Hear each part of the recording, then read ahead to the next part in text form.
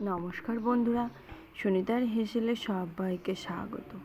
আজ আপনাদের সঙ্গে আমি শেয়ার করব নববর্ষ স্পেশাল নিরামিষ আলু পনিরের ডালনা।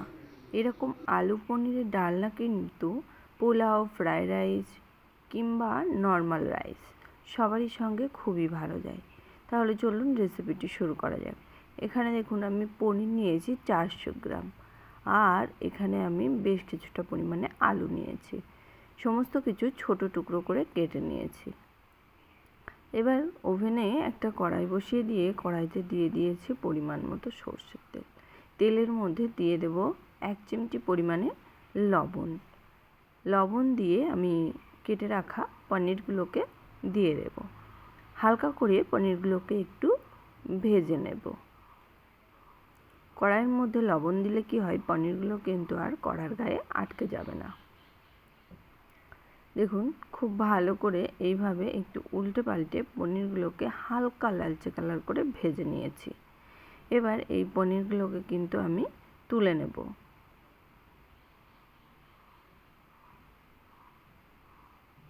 এবার ওই একই তেলের মধ্যে বাকি যে পনিরগুলো আছে সেগুলোকেও কিন্তু ভেজে নেব।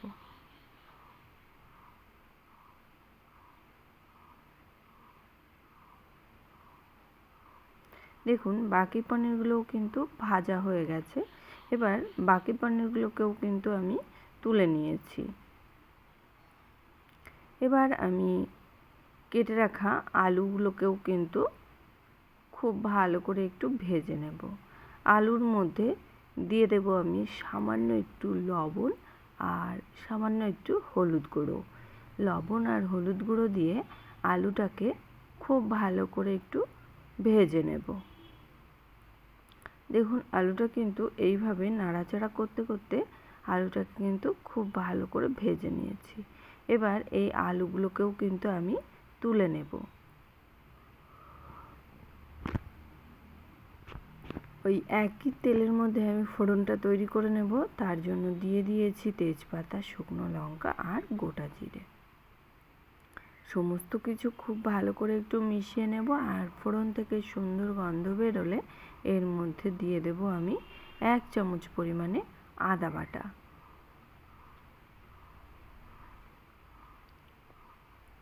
খুব ভালো করে আদা বাটাটাকে কিন্তু মিশিয়ে নিয়েছি। এবার দিয়ে দেব স্বাদ অনুযায়ী লবণ, পরিমাণ মতো হলুদ গুঁড়ো। খুব ভালো করে একটু মিশিয়ে নেব লবণ আর হলুদ গুঁড়ো দিয়ে। এবার দিয়ে দেবো একটা বড় টমেটো কিন্তু আপনারা পেস্ট করেও দিতে পারেন। এখানে আর আমি টুকরো করে কেটেই দিয়ে দিয়েছি 1/2 চামচ জিরে গুঁড়ো, 1/2 চামচ ধনিয়া গুঁড়ো, দিয়ে দিয়েছি 1/2 চামচ লঙ্কার গুঁড়ো। খুব ভালো করে মিশিয়ে নেব। দেখুন এখানে আমি সামান্য একটু জল দিয়েই মশলাটাকে কিন্তু খুব ভালো করে একটু কষিয়ে নেব। এই মশলাটাকে আমি কিন্তু 2 থেকে 3 মিনিট সময় ধরে খুব ভালো করে একটু কষিয়ে নেব। দেখুন মশলাটা কিন্তু 2 থেকে 3 মিনিট বেশ ভালো করে কষিয়ে নিয়েছি। এবার দিয়ে দেব এর মধ্যে 1 চামচ পরিমাণে চিনি। খুব ভালো করে আবারও চিনি দিয়ে একটু মিশিয়ে নিয়েছি। এবার এর মধ্যে আমি দিয়ে দেব আমি 8টা মতো কাজু বাদামকে খুব ভালো করে একটু বেটে নিয়েছি। সেই কাজু বাদামের পেস্ট এখানে দিয়ে দিয়েছি। কাজু বাদাম দেওয়ার পরে খুব ভালো করে কিন্তু এইভাবে মিশিয়ে নিতে হবে। আর এইভাবে কিন্তু এবার অনবরত নাড়তে নাড়তে মশলাটাকে কিন্তু কষিয়ে নিতে হবে। দেখুন এবার মশলাটাকে আমি হালকা একটু ঢাকা দিয়ে দেব। দিয়ে আমি মশলাটাকে কিন্তু খুব ভালো করে কষিয়ে নেব। দেখুন ঢাকা দিয়ে মশলাটাকে কিন্তু খুব ভালো করে কষিয়ে নিয়েছি। মশলা থেকে খুব সুন্দর তেলটাও ছেড়ে গেছে। এবার এর মধ্যে দিয়ে দেব ভেজে রাখা আলুগুলোর সঙ্গে কিন্তু মশলার সঙ্গে আলুগুলোকে আরও 2 থেকে 3 মিনিট সময় ধরে একটু কষিয়ে নেব।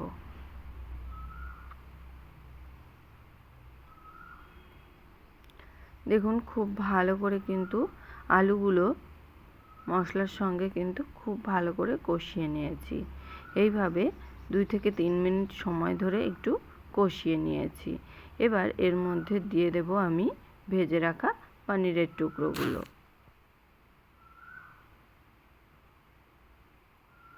পনিরের টুকরোগুলো দেওয়ার পরেও আমি আবারও 1 থেকে 1.5 মিনিট খুব ভালো করে একটু কিন্তু এই মশলার সঙ্গে কষিয়ে নেব। পনিরগুলো দেওয়ার পরে কিন্তু মশলার সঙ্গে খুব বেশি আমরা কষাবো না, তাহলে কী হবে, পনিরগুলো কিন্তু শক্ত হয়ে যাবে। এবার দেখুন পনিরগুলো কিন্তু খুব ভালো করে 1 থেকে 1.5 মিনিট মতো সময় ধরে কষিয়ে নিয়েছি। এবার এখানে দিয়ে দিয়েছি পরিমাণ মতো জল। খুব বেশি কিন্তু জল দেইনি, কেননা আলুগুলো কিন্তু আমাদের 50% সিদ্ধ হয়েই গেছে। এবার আর পনির কিন্তু ওটা তো আমাদের নরমই আছে। খুব ভালো করে মিশিয়ে নিয়ে ঢাকা দিয়ে রান্না করে নেব মিনিমাম 8 থেকে 10 মিনিট মতো। দেখুন আমি ফিরে এলাম প্রায় 10 মিনিট পরে। খুব ভালো করে একটু মিশিয়ে নেব। এখানে আমি হাই আঁচেই আমি খুব ভালো করে একটু ফুটিয়ে নিয়েছি। এবার এর মধ্যে আমি দিয়ে দেব 1 চিমটি পরিমাণে গরম মশলা।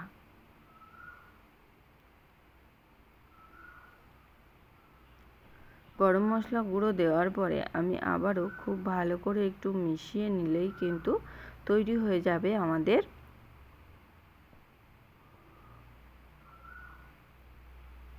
নববর্ষ স্পেশাল আলু পনিরের ডালনা। এরকম আলু পনিরের ডালনা কিন্তু গরম গরম প্লেন রাইস কিংবা ফ্রাইড রাইস, পোলাও, রুটি, লুচি সবারই সঙ্গে কিন্তু খুবই ভালো যায়। তাহলে বন্ধুরা, এই আলু পনিরের রেসিপি আপনাদের কেমন লাগলো অবশ্যই কিন্তু কমেন্ট করে জানাবেন। যদি ভালো লেগে থাকে তাহলে একটা লাইক করবেন আর সাবস্ক্রাইব করে পাশে থাকার অনুরোধ রইল। আজকের মতো এই পর্যন্তই। আবার দেখা হবে নতুন কোনো রেসিপি নিয়ে। ভালো থাকবেন, সুস্থ থাকবেন। ধন্যবাদ।